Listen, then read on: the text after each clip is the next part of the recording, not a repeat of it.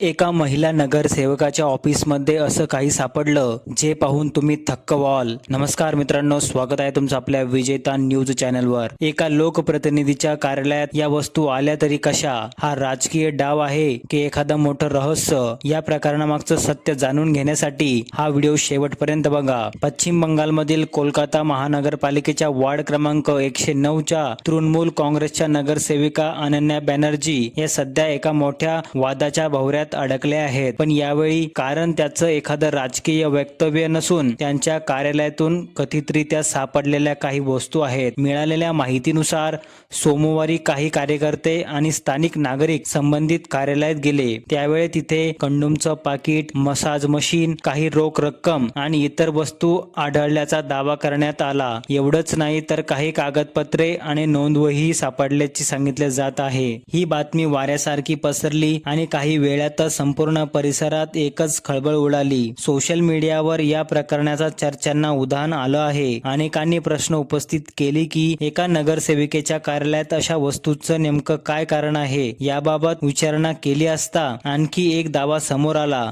काही कागदपत्रांचा संबंध कथित नोकरी मिळवून देण्याच्या व्यवहाराशी असू शकतो, अशी चर्चा सुरू झाली। काही लोकांची फसवणूक झाल्याचाही आरोप करण्यात आला। मात्र या सर्व आरोपांची अधिकृत चौकशी अद्याप सुरू आहे। हे प्रकरण चांगलंच तापत असताना नगरसेविका अनन्या बॅनर्जी यांनी आपली बाजू मांडली। त्यांनी सांगितलं की संबंधित कार्यालय त्या काळात त्यांच्या थेट ताब्यात नव्हतं, तसेच कार्यालयात सापडलेल्या काही वस्तू दान करण्यासाठी ठेवण्यात आल्या असाव्यात, असाही दावा केला जात आहे। महत्त्वाची गोष्ट म्हणजे त्यांनी 8 जून पासून त्या कार्यालयात गेल्या नसल्याचाही दावा केला आहे। त्यामुळे कार्यालयात या वस्तू कोणी ठेवल्या, त्या तिथे कशासाठी होत्या आणि त्यामागे नेमकं कोण आहे, हे अनेक प्रश्न अजूनही अनुत्तरित आहे। दरम्यान या संपूर्ण प्रकरणाची पोलिसांनी दखल घेतली असून पुढील तपास सुरू आहे। तपासानंतरच या प्रकरणाचं खरं सत्य समोर येणार आहे। मात्र या घटनेने पश्चिम बंगालच्या राजकारणात नव्या चर्चांना तोंड फुटलं आहे। आरोप आणि प्रत्यारोपांच्या फैरी झडत आहेत। एकीकडे